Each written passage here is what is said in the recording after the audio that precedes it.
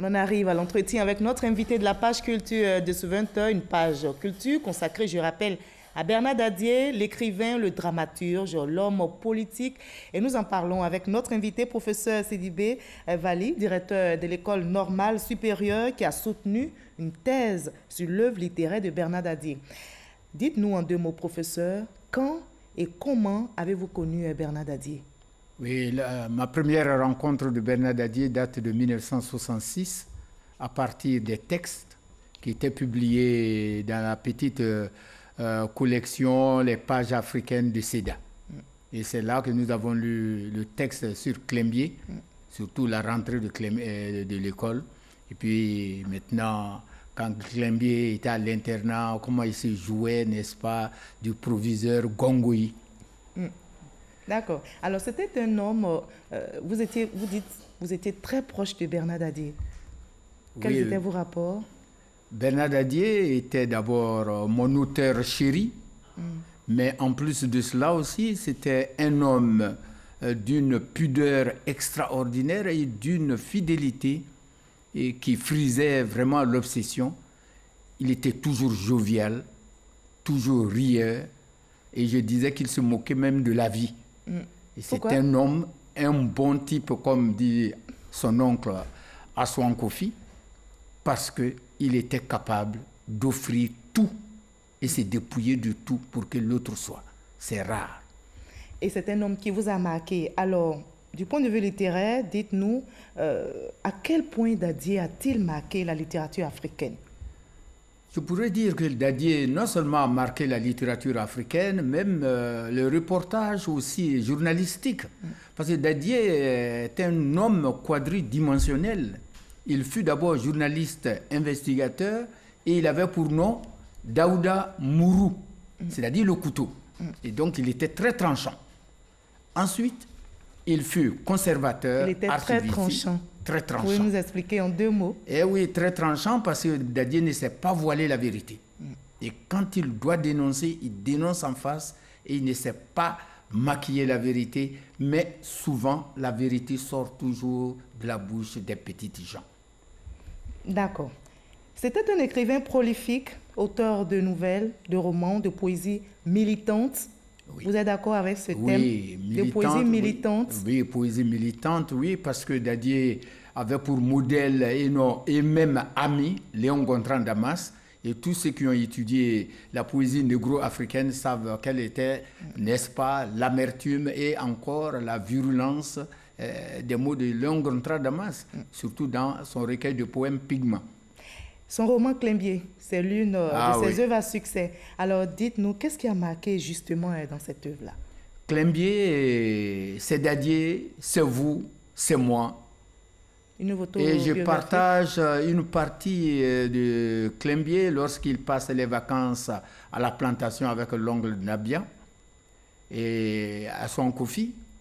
Ensuite, à la mort de l'oncle Ndabian, il est confié à son Kofi, qui l'amène toujours à la plantation.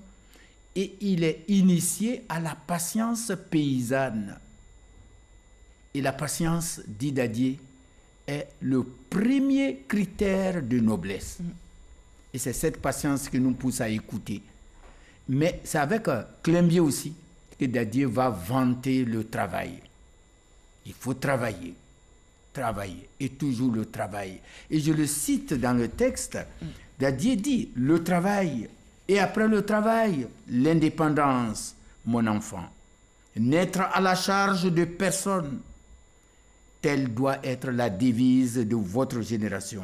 Et il te faut toujours fuir l'homme qui n'aime pas le travail. Marie-Paul, je pense qu'on n'a pas besoin de citer Descartes ou Kant pour réfléchir sur une citation comme ça de Dadier. D'accord. Alors, ils sont nombreux les écrivains qui admirent la plume de Dadier. Vous en faites partie, justement. Nous allons voir ensemble ce reportage de Franck Kouadio sur les œuvres de Dadier, source d'inspiration de jeunes écrivains, et en discuter par la suite.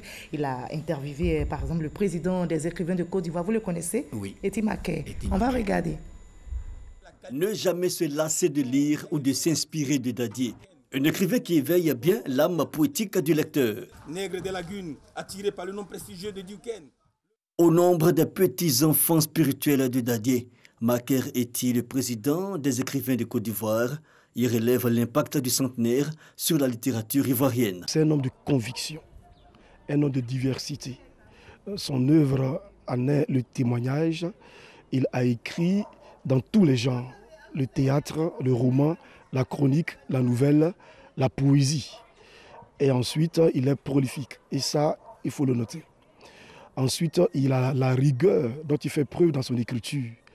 La plupart des Ivoiriens ont eu à faire des dictées, des textes de dictées signés par Bernard Dadier. Une des qualités de l'homme, sa constance, quel que soit son type d'engagement. Bernard Dadier est un homme constant. Lorsque vous lisez Carnet de prison, livre qui a été écrit pendant la colonisation, et que vous lisez Caillou blanc, on voit que Bernard Dadier, le vieux lion, ne rugit que lorsque il y a injustice. Lorsqu'il voit une force, surtout de l'extérieur, venir écraser la Côte d'Ivoire, alors il rugit. Son engagement n'a jamais changé. Des œuvres et des genres divers caractérisent l'auteur qui avait le don d'exceller partout. Son impact reste notable. Lui, il a toujours détesté toute forme d'injustice qui favorise l'inégalité. L'œuvre de Dadier comme repère pour tout le continent francophone, colloque et fondation axés sur sa pensée littéraire comme pour l'immortaliser davantage. Voilà des œuvres et des gens. Alors, professeur Sidibé, si l'on vous demandait de toutes les œuvres de Dadier, qu'est-ce qui vous a le plus marqué? Climbié, Pain Noir? Bon, je vais être à contre-courant de tous ceux qui ont lu, mais je dirais plutôt que c'est Carnet de prison. Parce que c'est des carnets de prison que Dadier s'exprime le mieux.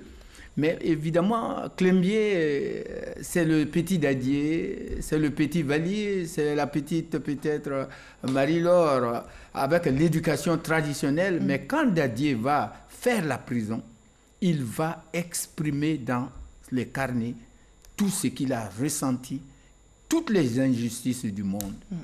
Et il va faire prendre conscience à tout le monde, lorsqu'il sera jugé par sa déclaration, quel est le sens même de la lutte des Africains pour la liberté avec un grand L.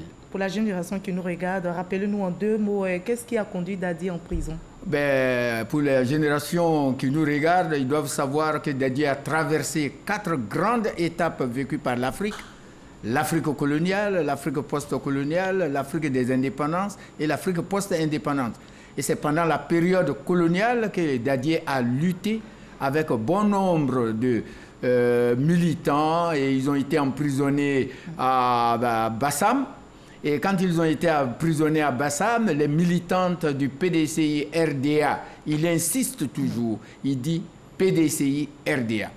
Les militantes du PDCI RDA ont marché sur Bassam, non pas pour libérer leurs amants, dit Dadier, mais pour la liberté tout court, la liberté d'expression. Et l'homme politique, on en parlera, mais ce sera juste après cet élément de Serge Koléa, puisque Bernard Dadier, on le dit, est considéré comme le père de la littérature ivoirienne. Vous nous en direz davantage. Nous allons suivre avant le reportage de Serge Koléa. En Afrique, quand un vieillard meurt, c'est une bibliothèque qui brûle. Cette citation de Amadou Ampateba ne s'appliquera certainement pas à Bernard Belin Dadier, tant les disciples et fruits littéraires de l'homme sont nombreux. Depuis 1934, depuis la publication d'Assemian Deilé, imaginez la longueur des lignes qu'il a pu créer pendant ces 80 années d'écriture. L'écrivain centenaire laisse à la postérité une immense œuvre. Son message traverse non seulement le siècle, c'est-à-dire tout le XXe siècle et au-delà, mais son message s'adresse aussi à l'Afrique et au monde. Nous devons faire donc tout pour que tout ce qu'il a écrit puisse être préservé. Du reste, chaque jour, quasi quotidiennement, une équipe dévouée travaille à l'archivage de tous les documents qu'il a laissés à la postérité avec l'appui, le soutien de la famille. Des générations entières d'Ivoiriens et d'Africains l'ont lu et étudié. Nous avons découvert au CE1 et depuis cet âge-là, nous avons aimé son écriture et nous avons fait le pari de devenir écrivain comme lui. Donc nous sommes le fruit de son héritage.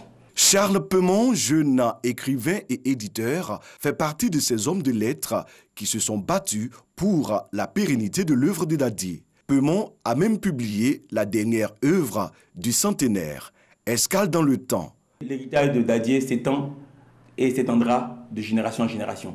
Quand vous prenez Escale dans le temps, c'est un texte de ces archives-là, des textes qui datent des années 50-60, et c'est lui-même qui a choisi le titre « Escale dans le temps » ou « Le combat pour la dignité de l'Afrique ». Bernard Dadier n'aura pas vécu en vain, car au fond de chaque intellectuel, universitaire, élève ou étudiant, existe un peu de Clembier, de M. Togonini, de Béatrice du Congo, du Paille Noir ou encore des nègres à Paris pour une Afrique debout. Voilà, Bernard Dadier, ça a été malheureusement à 103 ans, mais il n'aura pas vécu en vain, on l'a entendu. Selon vous, professeur Sidibé Vali, comment préserver la mémoire et surtout les œuvres de l'auteur de Afrique debout, légende africaine, le Paille Noir, Clembier, un nègre à Paris?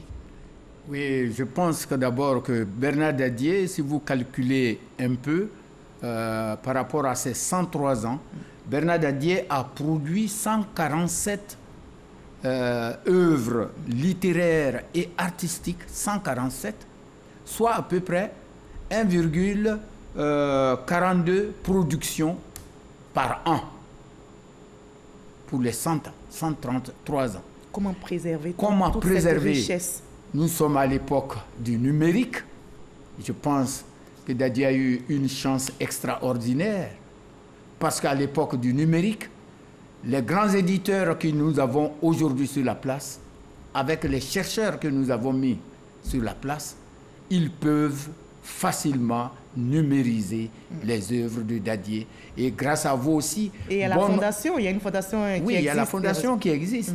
Il y a aussi des travaux individuels que certains peuvent faire et qui peuvent alimenter la fondation Dadier, notamment tous les travaux de Vinci Léonie Nicole. C'est un exercice que vous allez réussir puisque vous êtes professeur. Nous allons les accompagner. En un mot, dites-nous, alors Bernard Dadier, c'était l'écrivain, c'était le journaliste, mais c'était aussi l'homme politique.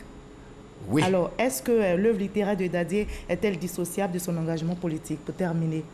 L'œuvre littéraire de Dadier peut être dissociable de son engagement politique à des moments donnés, mais pas forcément dans la mesure où l'œuvre est le reflet de la pensée de son auteur. Et dans ces conditions, la réaction de Dadier face à l'injustice, au manque de liberté d'expression et totalement la liberté de presse, je pense que l'œuvre de Dadier est l'expression aussi de son engagement politique. Mais même si j'ai eu un coup de gueule contre Dadier en 2000, parce que je pense que Bernard Dadier, en tant que grand baobab de la littérature et des connaissances ancestrales africaines, ne devait pas descendre dans le marigot politique, parce que dans le marécage politique, il allait se rabaisser et le temps ne lui a même pas donné le temps aussi de s'exprimer. Et justement, on retient de lui qu'il est un grand homme de culture, un grand homme de la littérature. Merci en tout cas, monsieur professeur Sidibé Vali, d'avoir répondu à nos questions. Merci d'avoir été notre invité de la page culture de ce 20h. Merci pour cet hommage rendu à Bernard Dadier, figure de proue de la littérature africaine, lauréat à 2 reprises du Grand Prix littéraire d'Afrique noire pour patron de New York.